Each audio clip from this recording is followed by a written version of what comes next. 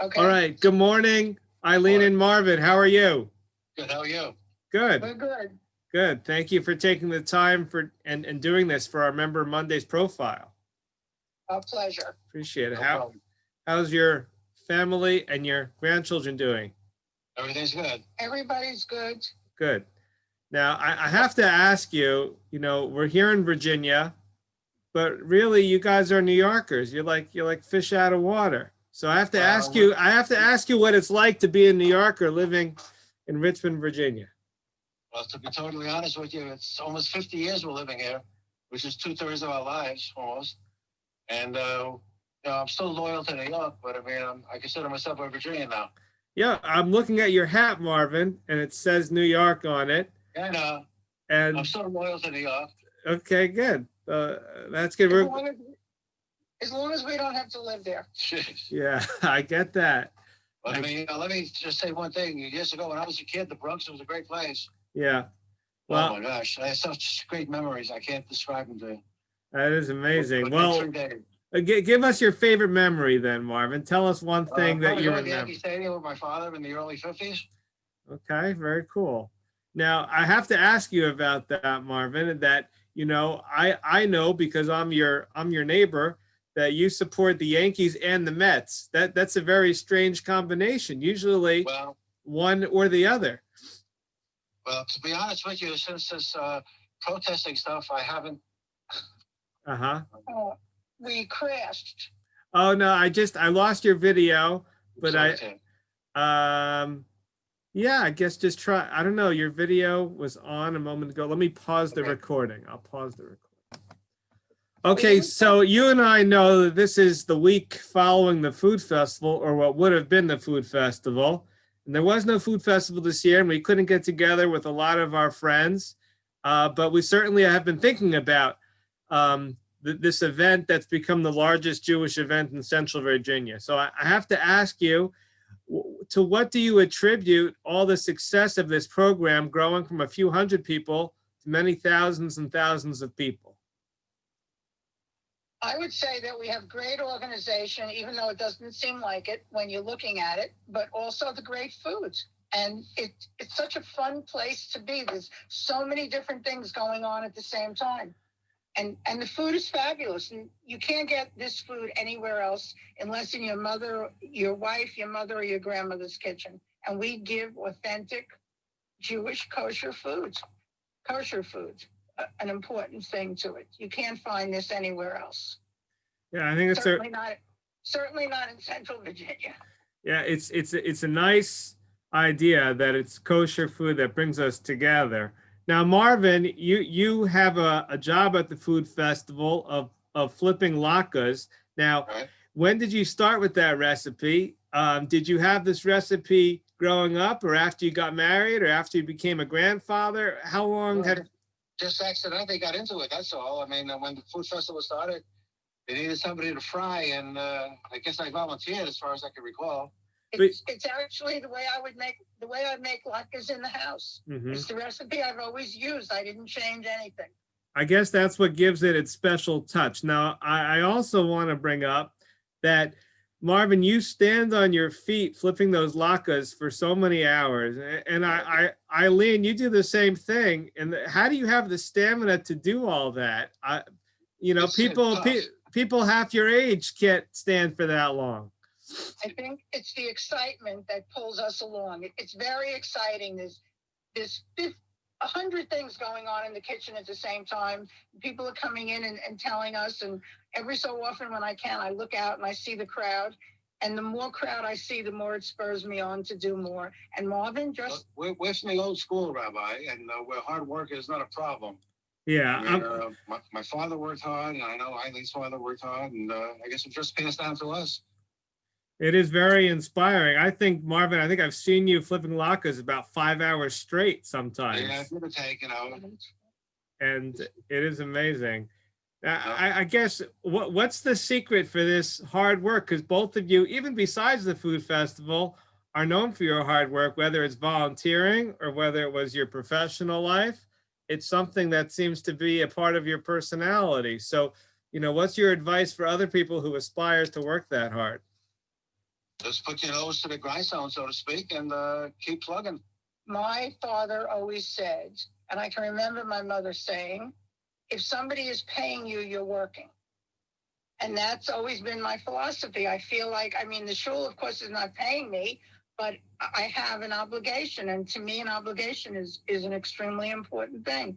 I was working at a bagel store, and I used to hire people. And it was mostly young kids, you know, like college-age kids that could work a few hours a day. And they would stand and talk, and I'd look at them and say, if you can't talk and work, guess which one I want you to do? Okay. So yes, that makes sense.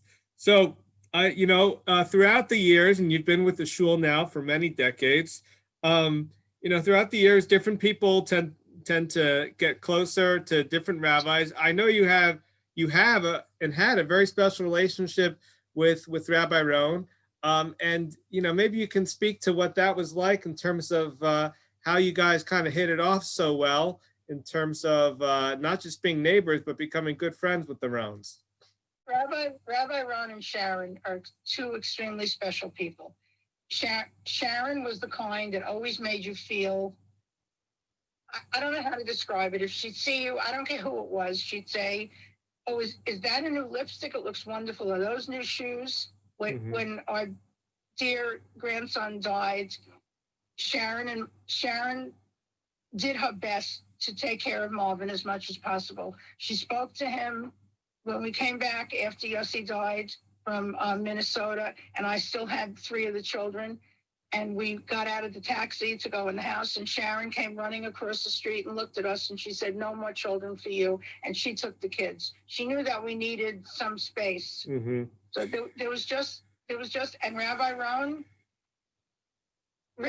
is still very special to us, and I feel like we've always been special to him.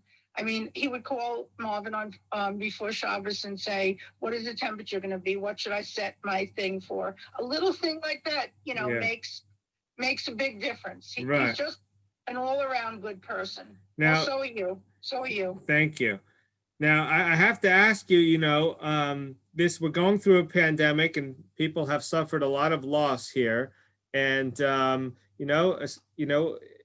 recently was Shiva for your sister, but ever since the pandemic started, there have been a lot of Shiva houses, unfortunately.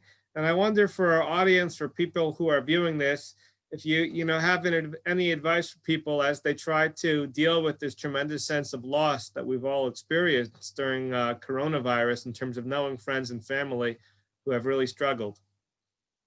Well, my sister didn't die from the virus. Sadly, she died. I guess it doesn't matter at this point. But I really thought that people wouldn't come. I was really surprised at how many people actually came. Mm-hmm. It was very surprising to me. Everyone was absolutely wonderful. The food that was brought, the people that came, the cards we got in the mail, the phone calls we got, everybody was absolutely wonderful. The sad part is I don't have my sister anymore. That was my only sibling, and I really miss her a lot. And Marvin misses her too. Yeah. Marvin? Well, I said at the funeral, we were brother and sister from the beginning. Mm-hmm. That Marvin never had a sibling. So yeah, I don't think it's hard for him to understand, because he was very close with my sister. That's very special. And I would say, we'll try to kind of look back beyond this year. If you could talk about your experience in the shul, and if you could talk about what you like about the shul and what made you want to get involved and invest your time in the shul, take us through those years of long-term involvement. Well, for me, I mean, I actually used to come to shul and go into shul. And then I don't remember who the person was before me who was taking care of the kitchen, but it came to a point where that person was no longer available to do that. And we were in shul, and it was Rabbi Rohn, and he said, there's nobody here to take care of Kiddush. Do you think you could do it today? And that was it. I was hooked. That was it. From then on, I just took care of it. It just, was a no-brainer as far as I'm concerned. That's a long time. It's a long time. So I like doing it. Yeah, and we all miss Kiddush. That's the reason for doing this series. We all miss seeing each other and socializing, davening with each other, and sitting next to each other, standing next to each other, eating with one another. Hopefully, we can all get back to that soon. What about you, Marvin? You unlock, and you have to be the first one there and the last one there early in the morning. Yeah, well, I'm an early person, number one. I'm a timely person. I think it's very rude and inconsiderate to be late for anything. Mm-hmm. And I just like being early. Even when I was working my job for 34 years with American Tobacco, I was always on time. I very rarely missed any time off. But who used to unlock the doors before? Who used to unlock the doors before you started doing it? I'm sorry, I didn't hear you. Who was before you? From was it Mr. Griff? Was it Harris? No, Harris very rarely came in the morning. He came in the afternoon for Mitchell most of the times. I'm trying to think. I don't really know. I'm going to say maybe Bruce Selznick. Okay. If he had a key, I'm not sure. So was it? I miss Harris. Yes, we all miss Harris, and I think we especially miss them around the time of the food festival, and we miss Joni and Bubby's Bakery. It makes us think of the Griff family without question. But I guess so. So Marvin, did you start doing this during Rabbi Rohn's tenure, during Rabbi Yalka's tenure? When did you start doing the unlocking? Probably during Rabbi Yalka's tenure. Okay. If I can remember right. Okay. Yeah. I didn't go to shul very often in the morning when Rabbi Rohn was here, to be honest with you. Well, you were working. Yeah, well, that's true. But Rabbi Yalka came, I think, in 2004, I'm going to say, 2005. Yeah. And it was probably around then when I started. Rabbi Rohn left in 2004. And we went about a year without a rabbi, if I remember right. Well, just think about it, Marvin. Without you, nobody would be able to utilize the shul. So somebody would have. You know, I remember who came in before me. Dave Lowitz. Oh, okay. Dave Lowitz. He was there like 5:30 in the morning. Okay. Even before me. Very good. Very good. And then he would leave right after. I believe Shemon Esrei. He would pack up and take off. Now, maybe you have guidance for some of the people here. We live in a very difficult political climate and discord, and I don't want to get into politics. We want to make this a family-friendly show, but I know that both of you are very strongly opinionated, but there are people who struggle with their friendships, they struggle with their family relationships, and they have a hard time getting along with one another, and they've had friends for so many years, and they just have very different perspectives. You know, what guidance can you give people who want to maintain their loving, friendly friends and those relationships during such a difficult time when you have such strong opinions? I have a very good friend, I won't name any names, and a cousin whose political views are 100% opposite than mine. So the rule is that we don't talk about it. That's all. We talk about everything and anything else, and we don't talk about that. I don't want to lose a good friend or a cousin over who's in the White House. It doesn't make any sense to me. Right. I think that's very good advice, and it's very important. And I guess, one final question for you is, what did you do to deserve the punishment or the merit of living close to the rabbi? You have. We're just lucky. We're just lucky. Most of the time I say the rabbi lives across the street from me. That's how I give directions to our house, that someone is sort of familiar with the neighborhoods. You know where the rabbi lives? We live across the street. So it's a nice neighborhood to be in, and I love when Yaakov comes out and I hear the ball bouncing. I don't even have to look. I know it's him. Well, that's good to know, because when he bounces the ball in the house, I'm going to send him to you from now on. But no, he's getting pretty good at that. And of course, on a personal level, we appreciate that very much. And I don't know, any final thoughts or pieces of advice maybe for people who moved down from the New York area and trying to adjust to this way of living that we have here in terms of our slower pace? It's a lot different now than from New York, but compared to 50 years ago when we moved here, this was like a one-horse town. Mm-hmm. I mean, TV would go off 11 o'clock at night, just to mention one thing. And I found it really hard to deal with all that because coming from New York was a 24-hour town. I would say take a deep breath, slow down, and appreciate all the good things that are here. You're going to move away from a big city. You're not going to have that in a much, much smaller city. I'll call Richmond a city when I really think of it as a town.